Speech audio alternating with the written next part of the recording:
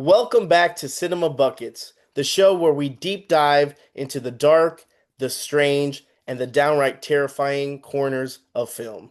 Today, we return to Camp Crystal Lake, where legends don't die, they rise. My guest is a true horror icon, the man who brought Jason Voorhees back from the grave in Friday the 13th, Part 6, Jason Lives, where we will be talking about the scenes, the art of playing a silent killer, and what it means to carry one of horror's most feared masks. So grab your popcorn, your flashlight, and maybe a machete, and let's welcome CJ Graham. Hey, everybody. Good morning, good evening, good afternoon, wherever you're at.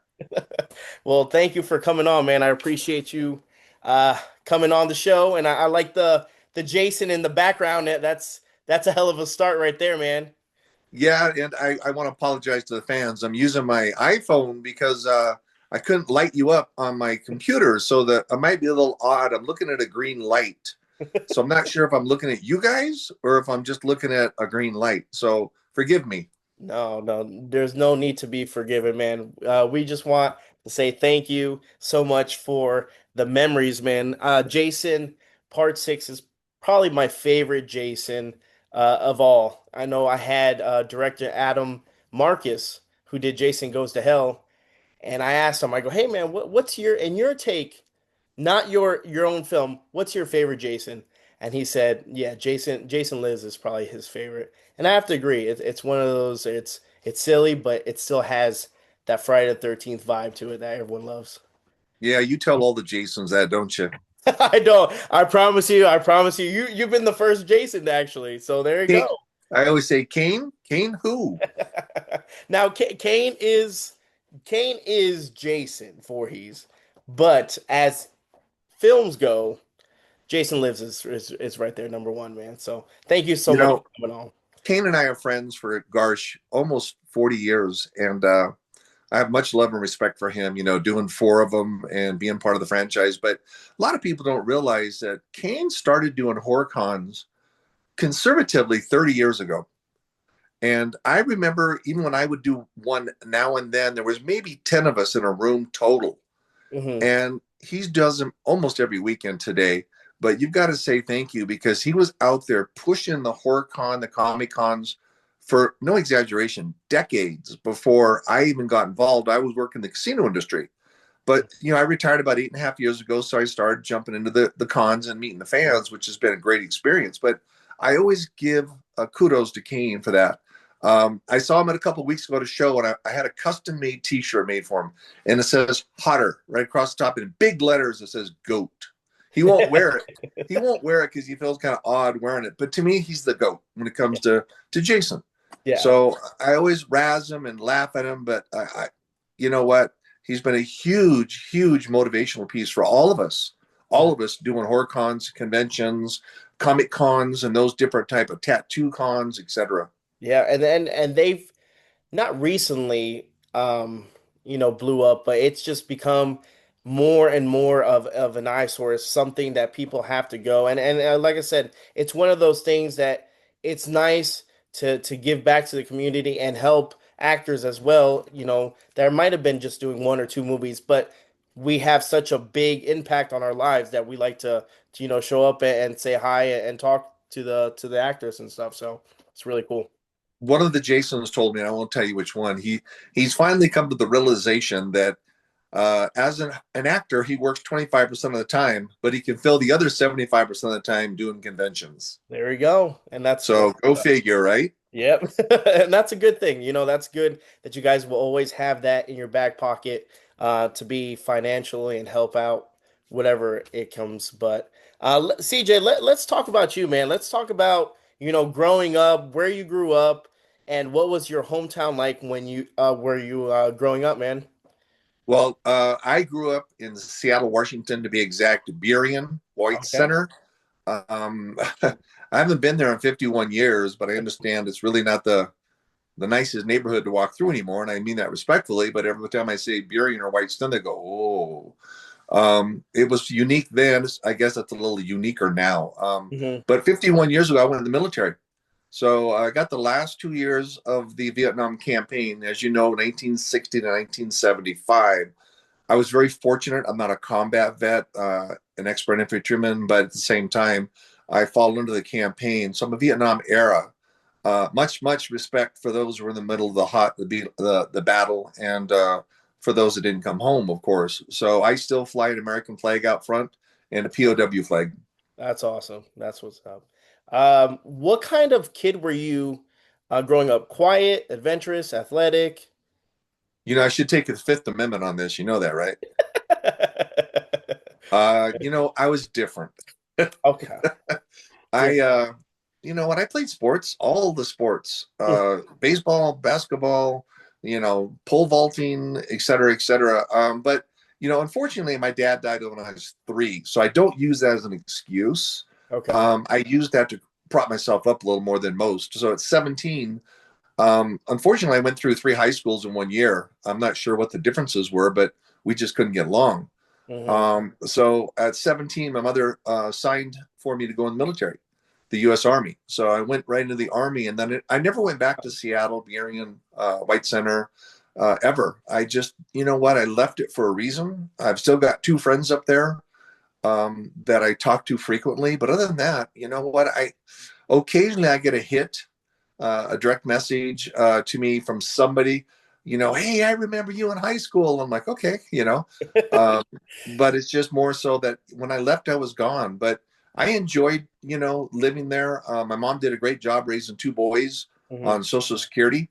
I got my first little apartment when I was 16 and a half, and I worked at a restaurant washing dishes. Like I said, I passed through 3 different high schools my senior year. So after the third one, I said, I think I should go in the military. And my mom was more than happy to sign. Gotcha, gotcha. Um, Now, did you have any childhood heroes or characters that inspired you growing up? You know, I hate to say this, but in my day, you got to remember, I'm 68 years old. In my day, athletes, part of their job requirements were to be people to look up to Yes. inspire to be. It's a little different today. I mean, not all athletes are like that. To be fair, I don't want to categorize everybody in one pot. They're not. But in those days, part of their job was, being something for the kids to look up to. We don't get that as much. Now, back in those days, yes, I always looked up to all the different athletes that played either on the Lakers, which used to be the Supersonics, and through those to the Timberwolves. But at the same time, it was just a different era. Watching the Seattle Pilots play in Seattle and stuff as a kid, the Seattle Rainiers play. But it was a little different era. But I was always passionate to Universal horror movie, Okay. black and white, Frankenstein. Right. Looking at all those people because that was my era in comparison to what it is today. Hmm. So you were always fixated on horror. Is that correct? Yeah, from the Universal perspective, because I had much respect for all those actors doing their own makeup and the way they were able to pull it off so simply. They simplified the process. Hmm. Look, I love Fast and Furious, but how many times can you jump out of a plane, land on a tank, pick up a 50 Oh cal, and God. pop it? It just, you know what, going back to OGs, original gangsters, Mhm. Jason, Freddy, Friday the 13th, and Leatherface, you got to remember it's pretty simple. You know what? You can truly open the door to your bedroom and get whacked. Hmm. You don't need a green screen. You don't need a pretty screen in the background. It's like, okay. So the simplicity, I think, is what the fans still resonate to today, even more so. Hmm. We have young people come up to the tables, 7, 8, 9, 10 years old, full wardrobe, and they won't talk. They won't break character. Mom or dad has to speak for them. I love it. That's awesome. Now, did you ever imagine yourself becoming an actor or performer when you were young? Now, like I said, we were just having off conversations. I never thought about being an actor, a stuntman, all the above. I actually went to LA. I was a dealer, Craps 21 Roulette in Reno, and I went to LA to look at LAPD and the Sheriff's Department originally. I was general manager of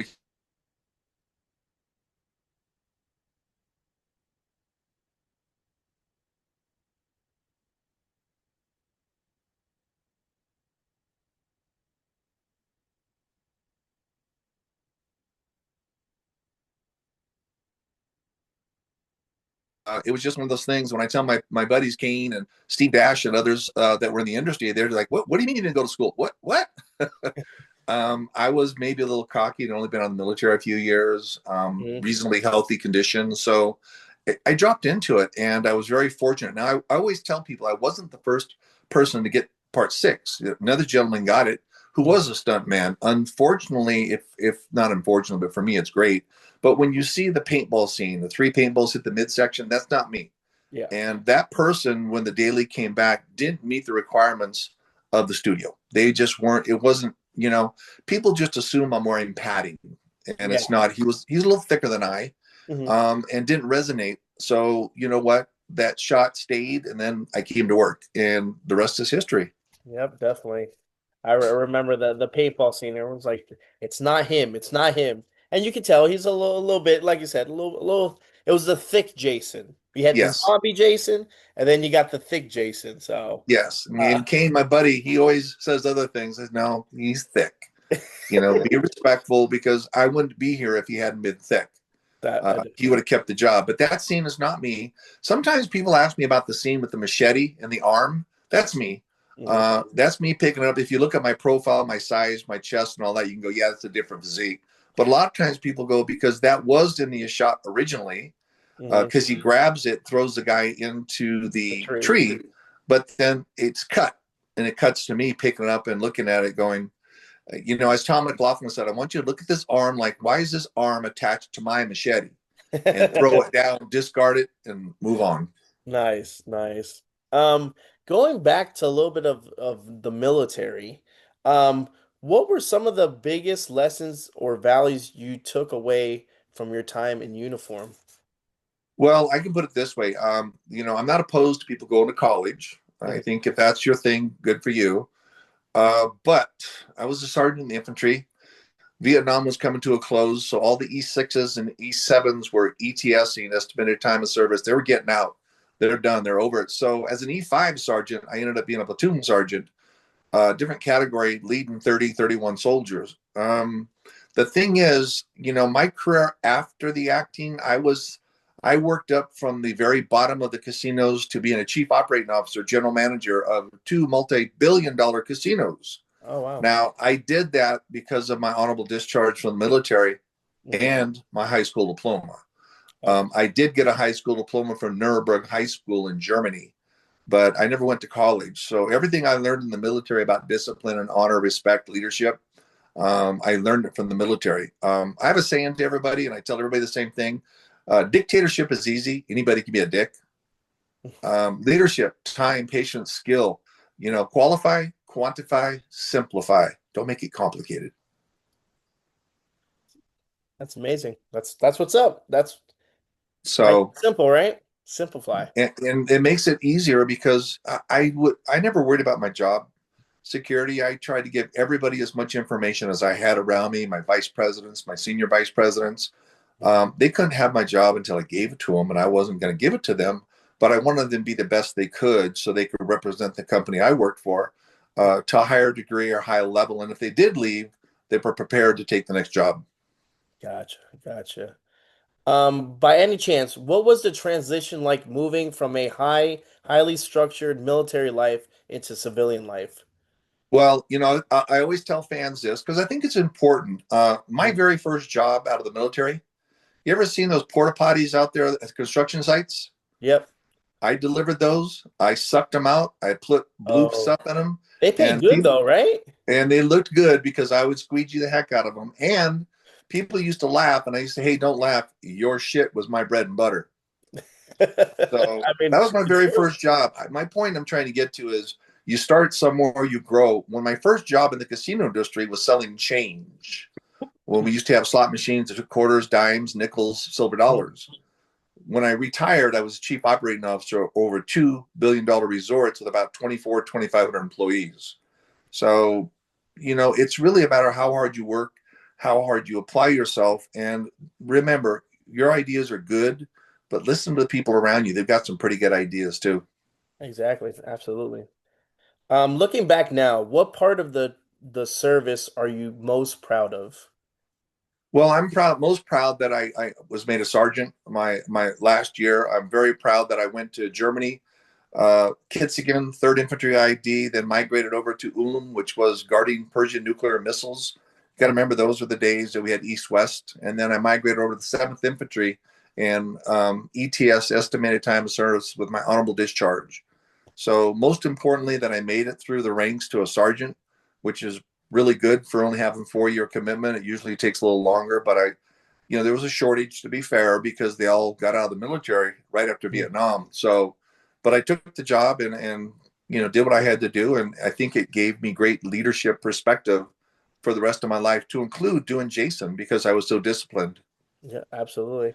I was about to ask you the same thing, especially coming from military background to having playing some, like Highway to Hell or even, Jason and having those roles kind of mimic what you did in the military. So that's pretty Yeah, much. they were both. The thing about Jason and Highway to Hell Hellcop is, Mhm. I always tell people, I want you to stand in front of the mirror. I want you to show anger, frustration, curiosity, but you can't move your face whatsoever. You can't move your eyeballs whatsoever.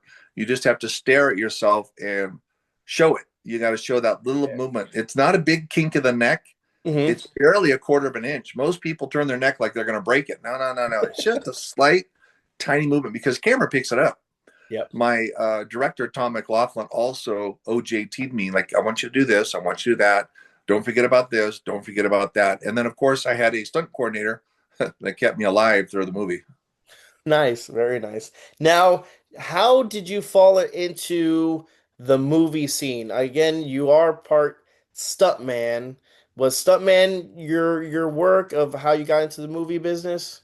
No, that's my point. I fell into it. I was the general manager of a nightclub. And on Thursday nights, I had a hypnotist on stage. Okay. Subjects would go under. So he brought in a company called Real Effects, REEL, Real Effects, Hmm. to video record and get him on tape so he could do some other jobs. It Hmm. just happened they had an idea of putting CJ's big ass in Ted White's wardrobe because they did all the special effects on part four. Okay. I busted through that screen and they just kept saying, "We're going to cast you. We're going to cast you." And they did. So I never went to stunt school. There was like, okay, we're going to set you on fire and this is what you're going to feel like. And this is how much long you've got until you really are burning. And we're going to put you 20 feet underwater with a real chain around your neck, no breakaway. You're going to stand on 2 center blocks. And when you need air signal, divers will come in and give you air. Wow. So that's how she went. Holy hell. What was your first gig? Was it a Highway to Hell? No, it was actually Friday the 13th. My first scene, there's a scene where Jason's profile steps in with the motorhome behind it, turns, looks at that little tilt of the head, and then Hmm. starts walking towards it. Very, very, very first scene I ever did in the industry, in the movie, Friday the 13th. So I'll always be my favorite scene. Oh, very nice. Very cool. Um, What was it? What was the most challenging part about playing Jason physically? Was it just the fact that you couldn't express emotion because you're quiet? Like that shit's hard. Yeah, that was the hardest, but it wasn't difficult. I still have a 30-inch all around march when I walk Okay. through the take a look how I'm walking. You think I'm in the middle of a formation walking as a soldier. So it was very natural. Hmm. Movement was very sophisticated as far as strength. When you're 6'3", 250, and I'm still 6'3", 250, got a lot of silver in my face and my hair, but uh, not to change the subject, but a few weeks back, I was in full wardrobe standing next to Kane, my buddy, and he yelled through the mask, "Hey, what? Damn, Siege, you look exactly the same as you did 40 years ago. The stance, everything." Now, coming from Kane, that's a compliment. Yeah, yeah, definitely, 100%. And that's one thing that's a beauty about that is that not only do you do the cons, you do it and you get in full wardrobe and stuff like that. And that's I give you credit, man. That's awesome. Especially people love it, man. Yeah, I do full wardrobe at every show, and I can guarantee you, people come around the corner, they're like, "Are you serious?" Because it looks like I just stepped off the set. I had professional artists make the mask, make the hood, the prosthetics, make all my wardrobe. So when you come around the corner, you're like, okay. And then, of course, if I put my hand on your little shoulder and pull you towards the photo, reality sinks in like, oh shit. Yeah, definitely. So I do get a lot of compliments and it makes me feel good. I've actually got one photo on my table that I sell. It's me in full wardrobe standing in my barn in Montana about a year and a half ago. My wife took it with an iPhone and That's people want to buy it. I said, okay, before you buy it, that's not from the movie. What? That's me a year and a half ago in my barn. Oh, man, that's too cool. I got to get that. that's So awesome. they're very excited to see that I can still stand, take the position. Hmm. The waist is still 33. It's, Yep. I'm fortunate. Muscle tone has changed, silver hair, but nobody gets to see it, so it doesn't matter. Nah, you still look good, man. You still look good. You talked a little bit about the water scene, about being underwater in the lake, and then the fire. Were what was more dangerous or difficult stunts during filming? Well, now that I think about it, because a couple of years ago, somebody asked me on a panel, hey, Hmm. was that a breakaway chain? I'm going, no, I never thought about that. No, Oh, that was a wow. real chain screwed around my neck, heavy as could be, holding me to the bottom. My point is, there's no way if I got in trouble that I could have gotten my gloves off, unscrewed it if I could even found it because pitch Mhm. black in a full dress wardrobe, soaking wet, got 20 feet to the surface. So now that I think about it, that really wasn't a bright idea. Uh, but when you're down there, one eye is blocked out. It's Yep. pitch black because they drop a tarp all the way around the pool. So you Okay. can't see anything. So all you're doing is just, okay, you're feeling your way through it. You're breathing easily. You're taking your time. You're not freaking out, not having an anxiety attack. And Wow. just breathing. And about every 5, 6 minutes, they'd unhook the chain, take me to the top, and I'd look at a little black and white camera back then of what it looked like, playback, and then I'd go back down. They'd put me on the center blocks, put the chain around my neck, screw it on, and we keep going to work. Holy shit, that is wild. Man, how many times did you do that take? We were there all night. So there was a point near the middle of the morning that the safety divers, which were wearing quarter-inch wetsuits, started to complain that they were too cold. And Tom was, CJ, you want to get out and get in the shower? I said, no, because once your body gets to a certain temperature, you don't want to bring it back up and then get in the water. You will freeze to death. So we finished the shooting. We're there all night long shooting. Holy hell. And that's pretty much the whole ending of the movie, correct? With you fighting with Tommy in the boat and stuff.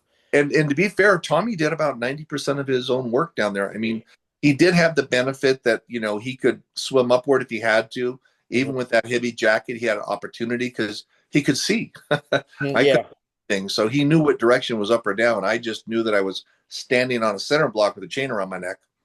good Lord. Woo. And that's the original behind you, wardrobe, or no? Mine. Yep. That's the wardrobe I wear today. I still have the mask I had made has the 357 hole in it because it's the end of the movie. I Yeah. did not have the blade taken out on the side Okay. because I think it's more, it looks great. And Hmm. then I either do full wardrobe with the pistol belt Hmm. or a spear at the beginning of the opening. Okay. Cool. Very nice. How did it feel putting on the hockey mask for the first time? Well, it was overwhelming because, like I said, that was my first scene that I stepped into, and I didn't know what to expect. I was just listening for orders Hmm. from the director. So when he said, I want you to walk in, I want you to turn, I want you to tilt your head moderately, then I want you to walk towards the motorhome and pump your lats out. I want you to look like you're angry, you're mad, and boom, action and cut, and after that, it was easy, because I kind of felt like I knew what I was doing, even though I didn't. Hmm. But I felt confident in my abilities to get set forth what they were looking for as far as the actor, the stunt man, and of course, Jason.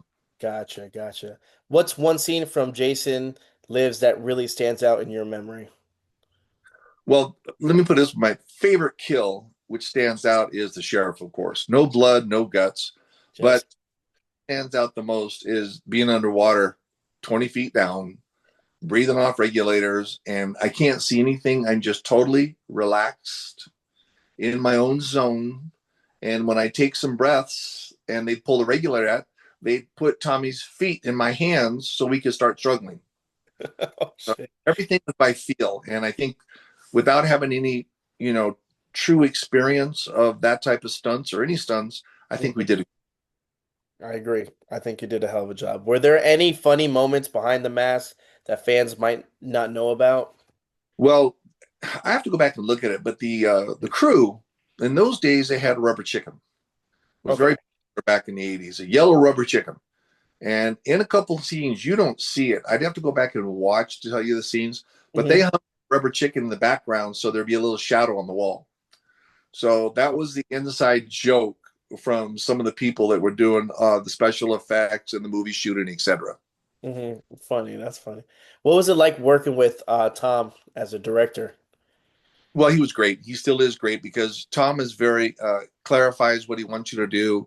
He walks you through it because the creature that you're creating can't speak, can't talk, can't yell. It's all force and power. So Hmm. with that being said, he was very, very, very clear about what he wanted. And he is as I, old Universal horror monster person. So with that being said, we were on the same page. Like he said, he didn't want Frankenstein to come back as Jason and be a zombie. He didn't want a zombie, but he did want him to walk with clarity, force, and little by little connecting the dots, so to speak, and getting smarter. Okay. And I mean, by the end of the movie, it's kind of like it's a small.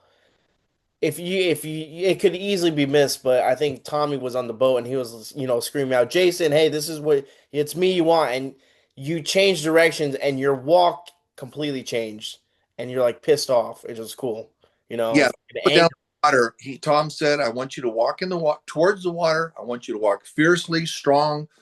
And then I want you just to go in the water like you're going to really hurt somebody. So Yeah, when you see me in the water, I mean it's real water, number one. So I'm walking hard, forcefully, and then when I got up to about my shoulders, I just went under the water as though I disappeared, and held my breath as long as I could for the scene. gotcha. How long did it take to get into Jason's makeup and costume? Well, when we first started, it Hmm. would take 3 4 hours because it was a point that we're shooting different parts. Sometimes you shoot the beginning, the end, and the front.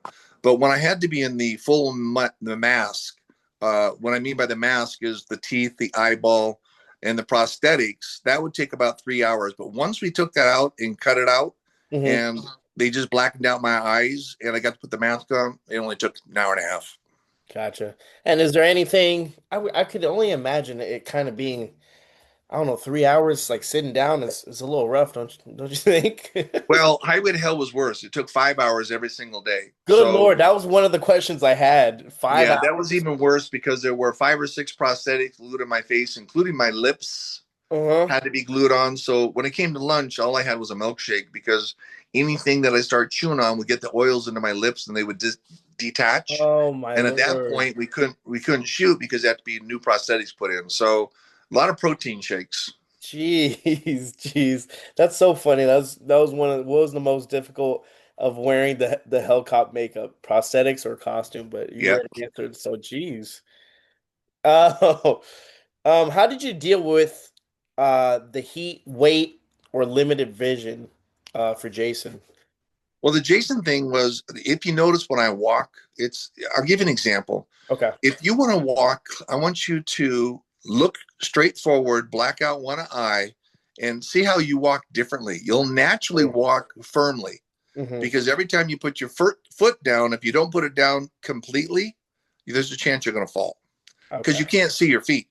Exactly. So you see about 8, 9 feet in front of you, but you can't see out the right side because it's blocked out. So you only got one side of a vision. So as you walk, you're putting that foot down forcefully to make sure every time you step forward, you Mm-hmm. don't fall down and look stupid. Jeez. That's what a How do you feel about the impact Jason Voorhees has on horror history itself? Well, I'm proud to be quite honest. I mean, we go back to the 80s. You've got the four characters, the original gangsters, I call them. Hmm. And with that being said, it'll be interesting to see. Terrifier David's a great guy. He's been popular now for a couple of years. And the really important thing is, will it still work in 10 years, 20 years, 30 years. So we'll see how the popularity does or doesn't. I wish them the best, of course. It, Killer Clowns, all of that. The question isn't in popularity today. It's, next year will be 40 years for part six. Shit. 40 years. That's not like a walk in the park. That's a long time. Absolutely. So, if they're blessed as I've been, 10, 20 years from now and it's still kicking, it's a great thing. But I think what you're going to find is the simplicity of Terrifier, which is completely different character because you get to see all the blood and the gore. We Hmm. couldn't do that back in the 80s. Yeah, yeah, definitely. What makes Jason different from other horror icons like Freddy, Michael Myers, in your opinion? Well, Michael Myers is, William Shatner, number one. Freddy's a pedophile, number two. And Leatherface, Brett, and all those guys, RA and stuff, they're pretty cool. I like them, but I always give the other ones a hard time only because, real men like me, we use a machete, not an Outback steak knife like Michael Myers. So, I got to go after those boys. Love them, see them at the shows all the time, but Mhm. I'm always ragging them. And, and Freddie, he likes to use the P word on us. I don't know why, but he calls us with this really low. I mean, why do you say that? You're hurting children in part one. What's wrong with you? Yeah, exactly. I like that. That one's good. Do you still think modern horror still captures the same magic as the classics of the 80s? I think there's a distinction between the two because the modern horror can do so much more than the 80s. And I use Terrifier as an example. So much blood and gore. We couldn't get away with that in the 80s. Mhm. So you have to use your imagination for a lot of things. It's like Darcy's face going through the side of the motorhome. Love Well, it. did she die or not? It'll always be a question, because you don't get to see the results. Hmm. So I think that those older ones bring more drama to the film than the newer ones because you get to see the results. I mean, when you say you better bring some body bags because there's parts all over, Hmm. but they don't show you the blood and stuff hanging like they do today. Today, it's a full giveaway. Yeah, So I there's no think opportunity to they're use your own imagination. yeah, I think people are just like kind of like it got to a certain point where I think after the Saw movies, which are good movies, I think it just became like blood porn, like gore Right. porn. It really that's what it really is. It's not even scary. It's just a Yeah. bunch of blood. So But people like it. I yeah, mean, there was some great scenes in part six that were cut out because, oh really? Horseshack's heart, it was pumping blood out. Well, Rambo, his heart pumps blood out. We had that going on in 1986, but for us to do that would have been rated X. So they had to take it out where you see the heart, but there's no blood pumping a foot in the air. Gotcha. And that changes it completely. Blood Yep. pumping, blood not Yep. pumping. Gotcha, gotcha. What's the wildest fan experience you've ever had at conventions? Craziest things you got to sign? Because that's one of the things about the conventions is really cool that I like myself like going to is just seeing all the old school merchandise people still have. I'm like, how the hell do you have this shit kept away and it's perfectly I can't even keep a poster without destroying it, you know? Well, one guy came up, took his leg off for me to sign. Oh shit. True story.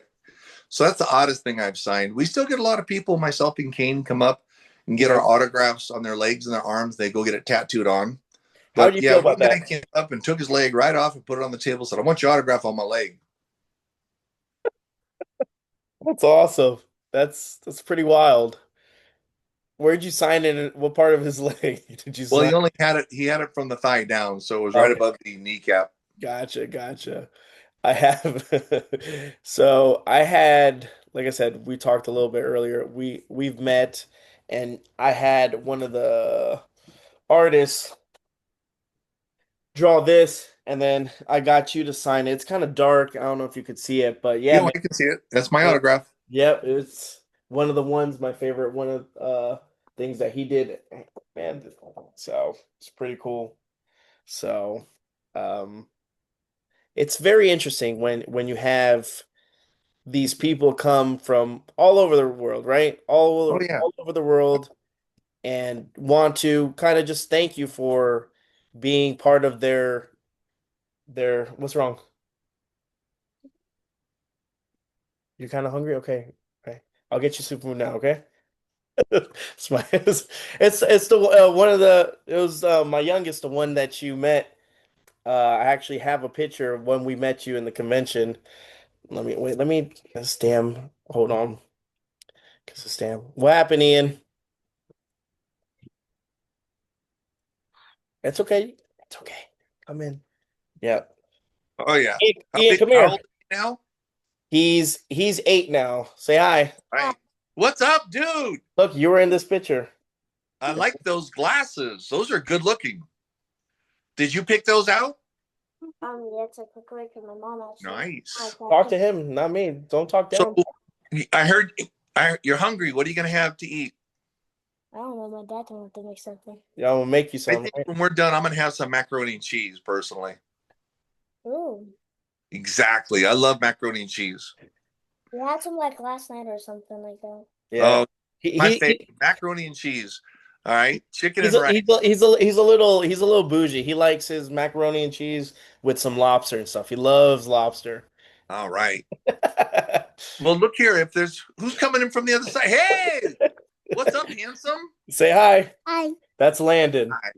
He's the troublemaker. Right? He's yeah, he's a little bit of a troublemaker. That's because he's hungry too. So, well, look, you get some food for those boys before they decide to eat you. Yeah, definitely, definitely. We have grandma coming with food, right? Uh-oh. All right, you guys Hey, going well, to thanks for having me on the show. I appreciate you. same. Bye. So, Bye, guys. all right, Bye. go. Yeah, yeah, he saw you in the picture. You want to see him? Come here. Come here. Come on. Come here. Say hi. Hi. Hey, what's up, handsome? Say my name's You're pretty Landon. big. How old are you now? Say how old are you? Say 5. five. You All right. look like you're 10. Here, go there. Go there. I'll be what 10? Yeah, grandma's right there. Go get. Sorry about that. Yep.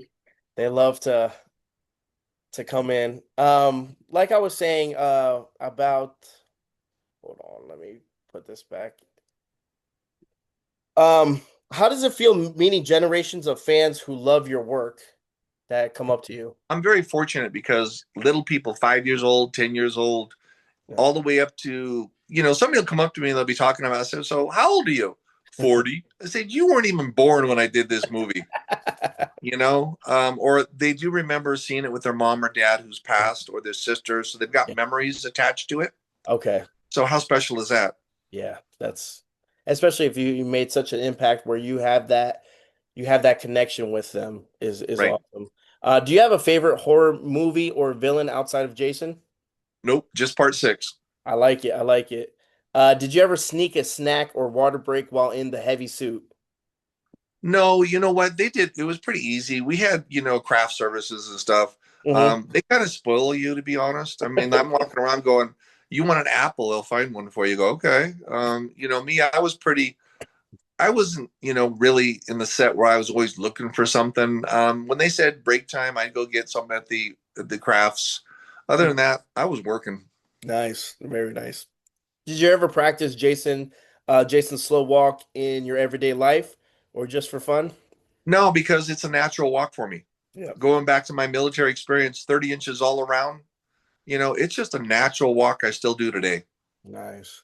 If Jason were to appear on a talk show, what would be his favorite segment? These are kind of fun little questions. Well, as you know, Kane Hodder was on a show once. Hmm. And if you go back, I was on that show before him, but they put me in a pillowcase and had me in the back room cutting cheese for the guest. Oh shit. So, but I think, it'd be nice just to do something. I think people are more interested in what you look like in real life, just a curiosity. You got to remember, there were 6 of us that did a show with Joan London way back in like 87, I think it was. And they had all 6 of us up to me on that Good Morning show. So they got to see us. And I think it was more interesting for the fans to go, oh, I mean, if I was to do part 13 as a Hmm. movie, a director, I'd want all the living Jasons to be in it, just like we are right now, and have them all killed by the reigning champ, whoever that is. Hmm. You know, driving a bus, you get something through your heart. Under the car, it drops on you. But everybody gets to see who Jason Part One, Part Two, whoever, just to see that now that they're all dead, there's only one Jason Part 13.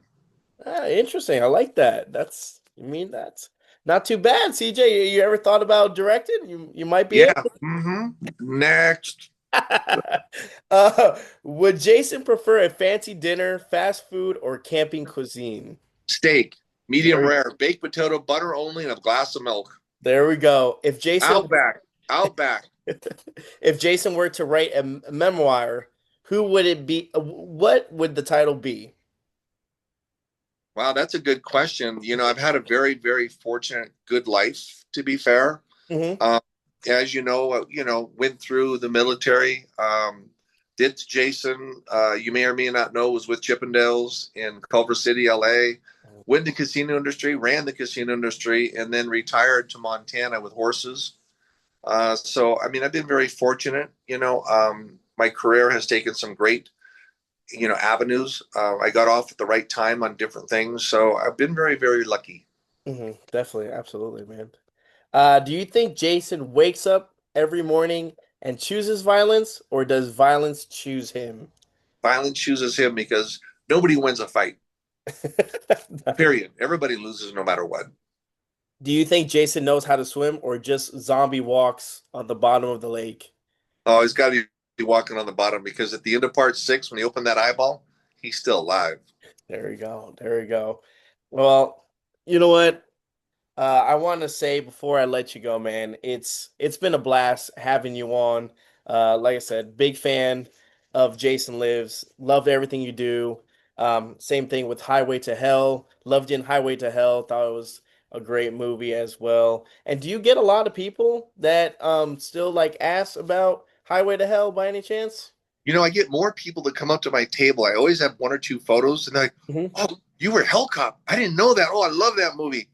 But you know what? I've been fortunate. I did 13 Fanboy. I did Vengeance 1 and 2, which I played Elias Voorhees, Jason's father. Nice. And then I've been in a half a dozen other bit pieces here and there. You know, people call and say, "Hey, would you be in our film?" Sure. You know, how much you want? Just donate it to a charity. It's not about the money. If I can help them get fortunate Yeah. and just maybe launch their career far out, that's great. That's awesome, man. I love to hear that. And that's something that's really nice to hear, especially, actors like yourself. And, I just want to say thank you as a fan. I appreciate everything you've done for the franchise, man. Like I said, the franchise has been going up and down, but, we still have Jason Lives, and I love it. If I could get that last shot of you and Jason in the background, because there you go. Look at that. That is cool, man. That is And awesome. there's my Chippendale stuff. I see it. I see it. And then, Okay. of course, how about those Raiders? They can't win, but they look Oh. good. But I love it. I love it, All man. right, man. I want to say Thank you thank so you much so for much. having me. Tell the boys I said goodbye, okay? Absolutely. God bless and thank you so much, CJ. All right, buddy. Thank Have a you. good one. Thank you.